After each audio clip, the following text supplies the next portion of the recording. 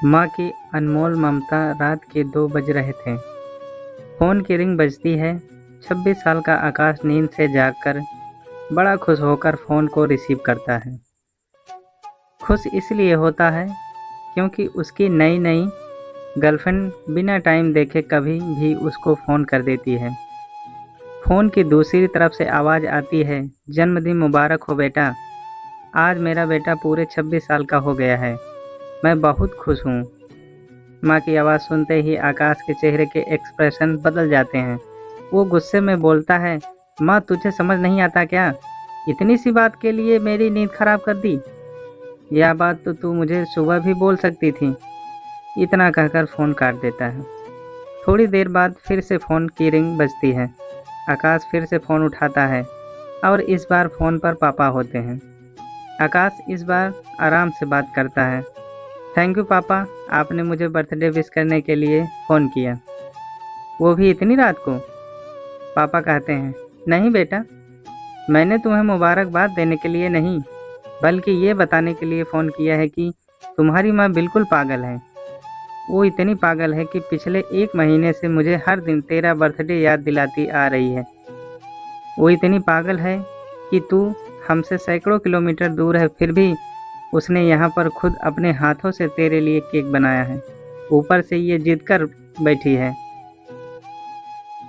कि जब तक तुझे विश नहीं कर देती तब तक न खुद खाना खाएगी न मुझे खाने देगी।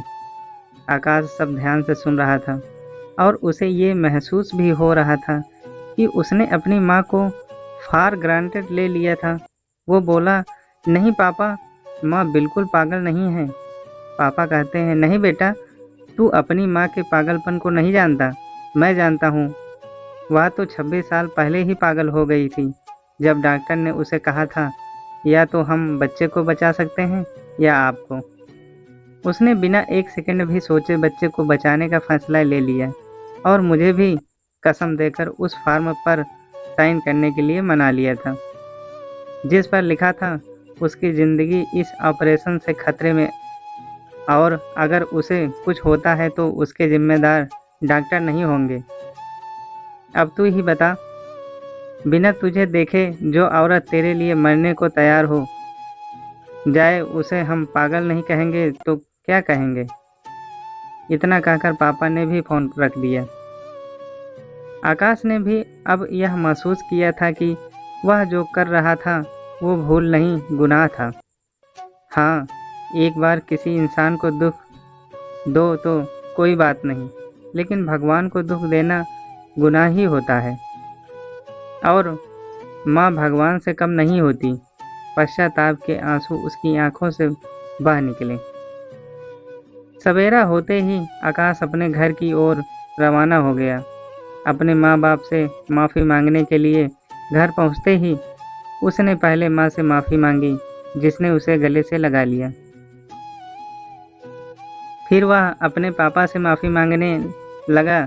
पापा ने कहा, कोई बात नहीं बेटा, जा तू वापस चला जा। तेरी माँ हमेशा कहती थी कि तू उसे बुढ़ापे में संभालेगा, लेकिन मैं उसे समझा दूंगा। जैसे आज तक मैं उसे संभालते आया हूँ, वैसे ही आगे भी मैं उसका ख्याल रखूँगा। उसे भी यह समझ लेना चाहिए, जो बेटा उसके एक फ़ोन करने से परेशान हो जाए, वह उसे उम्र भर क्या संभालेगा। बाप की ऐसी कड़वी बातें सुन आकाश की आंखें बहने लगीं। वो सर झुकाए अपने बाप के सामने चुपचाप खड़ा रहा। अपने बेटे को परेशान देख माँ आगे आती है और पापा को कहती है, जाने दीजिए, माफ़ कर दीजिए, हमारा ही बेटा है। माँ की ममता का मोल न कोई लगा पाया था, न कोई लगा पाएगा। 9 महीने प्रसव की पीड़ा सहन करके हमें नई ज़िंदगी, नई दुनिया में लाने वाले माँ ही हमारी हर गलती को माफ़ कर सकती है। दोस्तों, यह कहानी आप सबको अच्छी लगी हो तो लाइक, शेयर, सब्सक्राइब ज़रूर करना। धन्यवाद।